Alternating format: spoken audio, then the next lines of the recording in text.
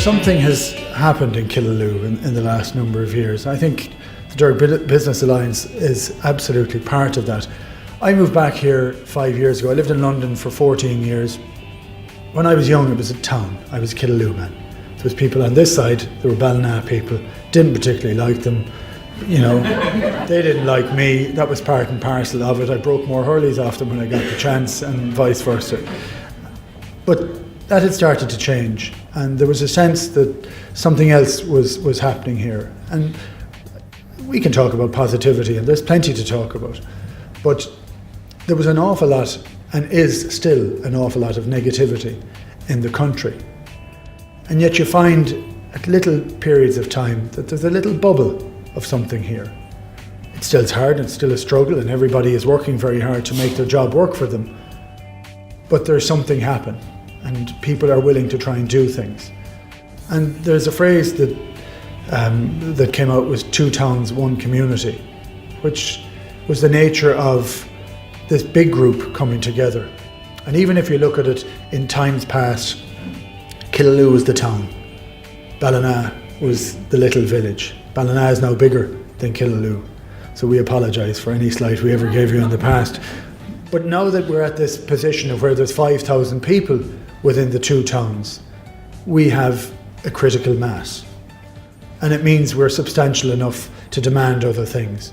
There's a huge amount of people. I have every stat that's going. The Ballina population over the boom expanded 182%.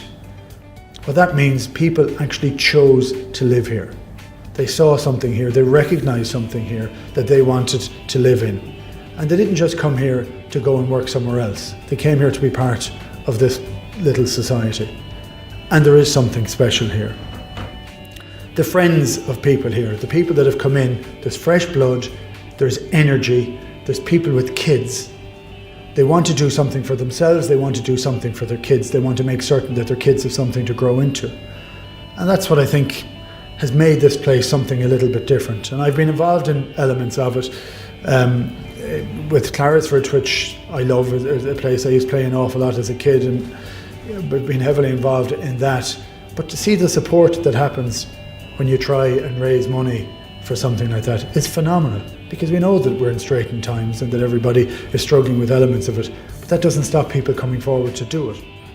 The DBA, as we call it in its abbreviated form, started just over 2 years ago, and ever since then a lot of people have been asking questions as to who we are. What is the DBA? You know, who are they? They meet early in the morning. What are they about? And even my own daughter kind of says to me, "Daddy, why do you wake us up so early on Thursday morning when you're leaving?" So with my daughter in mind, this is how I describe us. Rub-a-dub-dub, 3 men in a tub. And who do you think they were? The butcher, the baker, the candlestick maker, they all sailed out to sea. 'Twas enough to make a man stare. A lot of people would know that nursery rhyme. So we don't have a butcher. There's an opening for a butcher. We have a baker, I think, with John Wood. And we certainly don't have a candlestick maker, and I don't think there's an opportunity these days for candlestick makers. But instead of being 3 men, we're 26 men and women who meet in Wood Brothers Bistro, as I said, on 6:45 on a Thursday morning. To be a bit more definite as to what we are, we're a group of business people, trades and professionals who work together to share knowledge, promote good business, serve the community, and create a good atmosphere to refer business. As I mentioned before, the DBA was formed in October 2011, where a small number of businesses came together, decided to share their strengths to see if they could promote business. And since then it has grown from strength to strength. As I said, we're now 26 members. And each of the 26 members work in different areas, in different professions, trades and businesses. And crucially to it, there's no 2 of the same people that are there. And that's very, very important. And we all work closely together, but we don't compete with one another, we support one another. And then during the week we often have what we call one-to-one meetings, where we encourage people to meet one-to-one in their own environment. Like my office is on 91 O'Connell Street. Every so often people will come to meet me, who might go for lunch, and I show them my business. So you can actually get a real insight to understanding what each person's business is about. Because as part of this group, if we're encouraging each other to promote our businesses and share businesses, of course, it has to be trust, and you have to understand that the people you're going to referring are good at what they do. And that is a crucial part of what the Derg Business Alliance is all about. We can feel very isolated from time to time when it comes to finding solutions to problems we may incur in our own business on a day-to-day basis. However, with the professionalism of the DBA, there's always somebody there to offer advice, support and assistance for most situations that occur. A crisis for me could be an everyday occurrence of somebody else. So, a problem shared is a problem halved, which I find is very, very important. Additional benefits that I've come personally from the group is the increased confidence in public speaking, even though I mightn't look like tonight I've been. But if you had asked me before I joined the group, would I stand up in front of 100 people and talk about my business for a couple of minutes? I would have said, not on your Nelly. I just wouldn't have done it. There's also a very other important part of the group is the social aspect of it. We work very hard, so also then when we do enjoy doing fundraising events like we spoke about today, the Pink Ribbon, Movember, the Summer Barbecue, it's very important to give back to the community also. So I'm delighted to be involved with the DBA and hope to continue to fundraise for all different various fundraising events. In conclusion, increased business flow from the group referrals has increased our business sales. The introduction of potential new customers and the breakdown of barriers, which has made it easier for us to convert leads into sales. The extended sales force, as I mentioned earlier, is very important. So when everybody's out and about, triggers occur, a card is given, a phone number is passed, and then we step in and do what we do. Becoming a member of the DBA has been one of our better decisions over the last 20 years. I've made a few poor decisions in time as well, but this is one of my better ones. The proof is in the eating. In January of this year, O'Donovan Insurances was in a position to employ an extra member of staff. And in quarter one of 2014, we were looking to expand this further with an apprenticeship programme. So I'm proud to say this is a direct result of being part of the DBA. As always, O'Donovan Insurances, your protection is our business. As we mentioned, we meet at 6:45 in the morning, which is very, very important because it's the time of the day before the emails start, before the phone rings. It's the time of the day when people are focused and most people are awake. It's a really good time to do business. We've had people who were interested in being part of the group before and they said they wouldn't because it was too early in the morning. And that makes us realise, well, maybe they wouldn't suit the group because you need to be dedicated. And what's very important for the group is participation. We ask people to come and bring their ideas and share it with the group. Following the 60-second presentation, every week one person gets to give a 10-minute presentation. So each business, roughly twice a year, gets to give 10 minutes on their business. It's usually a PowerPoint display and it's much more, I suppose, in-depth details about their business, and there's a Q&A session. So it's an opportunity for people to ask more questions. For example, in Clare Tip Properties, who are here at the moment, during their 10-minute presentation, people might ask questions about, rentals and the property market and things like that. Following the 10-minute presentation, we have the referral part of the meeting, which is I suppose crucial to what we are trying to deliver, which is sharing of business. And during that moment, we go around the table and each person who has business to refer shares it with the group. We also welcome visitors. Visitors are a very important part of the Derg Business Alliance. So we're always welcoming people that want to come along, if they just want to come along to see what we're doing and offer some information to us, or of course if they're interested in joining. That brings me fully to the Derg Business Alliance. This nearly set up under a different guise about 2.5 years ago, but it wasn't appropriate for this group of people because they wanted it right for Killaloe and Ballina, and they wanted it right for the people that were in here. They wanted to do it their way. And they had the balls to actually go out and do that, which is pretty impressive. And you can see it, I see it every single Thursday morning. There is a buzz. It isn't the Freemasons and there isn't a special handshake and there isn't anything strange. 2.5 years ago, I would never have imagined that a solicitor would ring me and ask me to come for a lunch with him. And there's nothing else on the agenda, just to sit down and have a chat. Okay?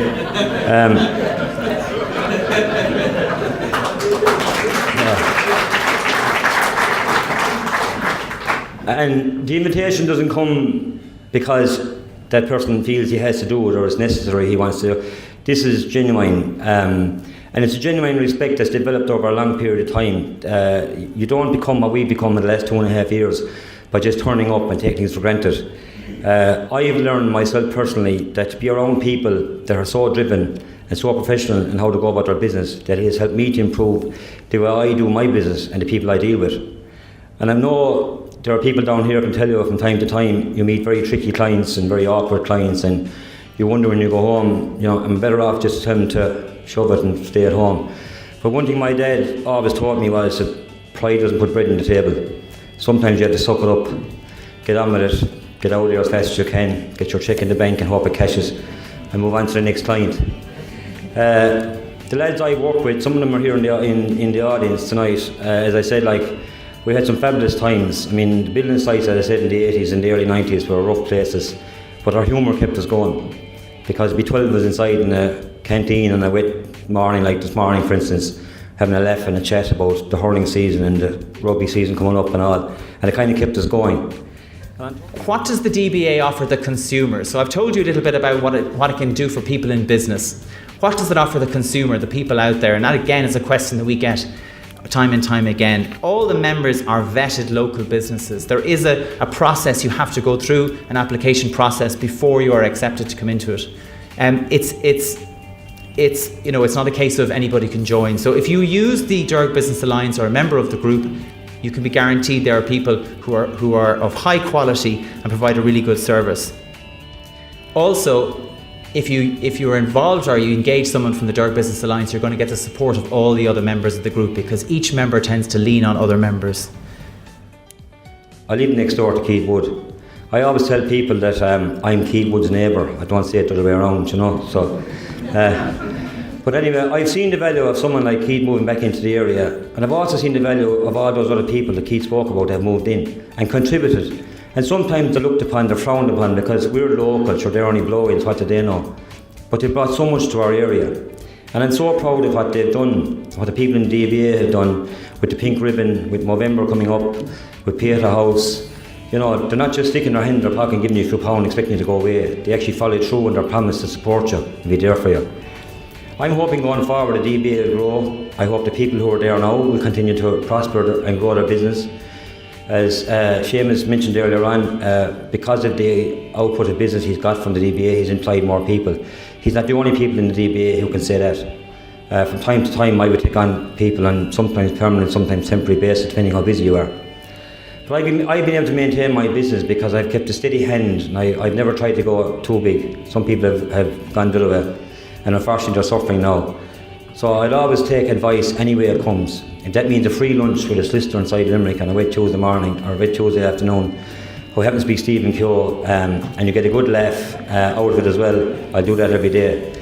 And the same goes for everybody else. And like I said, we've become very much part of the community. And the idea of tonight has been talked about for the last 2 years. We wanted a night like this just to make people aware of what we're about. But also that it's not just the big guys who keep this country going and kept this country going for a long time and still are, but the small guy plays an integral part too. And I think if we support each other in business, we'll thrive, and our families will thrive, and our community will thrive. So I wish you well. Thank you very much. It's kind of become part of our culture, and I suppose what some of the other speakers were talking about is that in the Celtic Tiger, people were buying and buying all the time. And in a way, culture has become that we're born to buy. And I suppose just to understand those types of patterns of behaviour in terms of, again, your own businesses and any plans that you would be making going forward. There's huge emphasis on social media. I don't know if you're all on social media. Depending on your own business, it can be hugely important. If you're business to business, typically you would be on LinkedIn, Twitter, Facebook is usually more for consumers. But I'll just kind of go through that. But you've got blogs, websites, social media, and email lists can be important as well. So one of the questions to consider is, do you have a digital marketing strategy? So again, it's going back to the whole idea is, do you have a plan, essentially? Do you know where you're going? Because what I find typically is people just get so overwhelmed by all the different social media that's out there, all of the different platforms that there are. Do you have analytics? Do you have a website? Do you have Facebook? And they get overwhelmed by it. But if you actually sit down and work with somebody like myself, or even just go on Google and just Google kind of a strategy, you could actually sit down and work through it. If you've got a plan, it can really help. One good tip I could give people is just to use a calendar. and to make sure that you're posting maybe for social media, maybe every day if you can, or at least a couple of times a week, because it can bring a lot to the table in terms of how often customers are seeing your brand. And that's really what it's about, is about repetition. Some people might say to me, well, why do I need to be constantly on social media? Why do I need to be advertising? Well, if I'm choosing a florist in the morning and I haven't seen you for a while, I mightn't remember you. And you often hear business owners saying that, where somebody that they know quite well has forgotten about them. And the reason is not that, that they wouldn't use them, is because you haven't been telling them enough about your business. So the more often that you do that, what you need is that when somebody thinks of a florist, when somebody thinks of a solicitor, when somebody thinks of buying a dress, that they think of you straight away. And the way of doing that is by having a marketing strategy, and that they see your name around, whether it be online or offline, that they're seeing it on a constant basis. Again, this is what I was talking about earlier. If you post at least once a day, it'll reach 22% of your brand. 51% of Facebook users and 64% of Twitter users are more likely to buy from brands that they follow. And the reason for that is because we follow people we like, typically on Twitter or on Facebook. So they believe they know you. They believe they have kind of a connection with you. So this is why you need to keep this up. And they're more likely to buy from you because of that. And just remember it. This is kind of, again, just more about relationships and just a mind shift from telling and selling. This was kind of the old style where you told somebody about your brand and it was kind of, buy from me now. And really this is more about, the new thing is about building relationships with people through social media and any other way that you can through networking and different things. And this will help you in terms of your business. But there is something unbelievably positive when you see a group that are willing actually to say, this is what I do for my living. I'm unashamedly able to stand up and talk in front of a group and say it. And actually, I want you to help me and I want your advice. It's a bit vulnerable to try and say I need help. But there's a lot of people that you can see almost maturing in front of you as business people to see that these are the options that are open to them. And actually, the 60 seconds that they take every week, it isn't the same thing that they say every 60 seconds. And I do listen in at the door every now and then when I'm drinking my cup of coffee. And, it is things that are specific, that change at different times of the year, that are valuable at different times of the year, and they can change from week to week. Things like that are very, very impressive. Every time I kind of keep going back to talk about positive stuff and good things. We know there's huge challenges, and there's a challenge for the Derg Business Alliance is to make certain that the quality of the people that they bring in is kept paramount, because it is a key element of obviously giving value to people in the community and around, but also the values that you hold and have, not just as a group, but also as individuals within that. And that becomes incredibly important. And yet you still see new people coming in, and I love the idea that people are invited and you're actually pushing members to go and invite other people to come in to see what's on offer, to see what's possible. I will say, for a quite simple thing here, it's a Tuesday night in November and we're full. They've been putting out extra seats at the back to get more people in, which is a pretty good statement to say that you're onto a good thing. And the whole idea of this is to promote the Derg Business Alliance, to get new members. It's not trying to gouge money out of anybody. It isn't a sell. This is a share idea. It's a support everybody around you idea. In many ways, I think that this is something that is an excellent template for different communities of this size around the country. It's a very, very positive idea. It's a very good, successful story. But I think it's another thing. It's not in competition with a variety of other things, but it is another thing to put Killaloe and Ballina on the map. It's another thing to say, yes, we know we're in hard times, but we're willing to come together to try and get our way out of it. Thank you very much. So I just want to say a big thank you to Stephen Keogh, Keith Wood, Seamus Donovan, Naoise Lawler and Emma Darcy. Thank you, folks.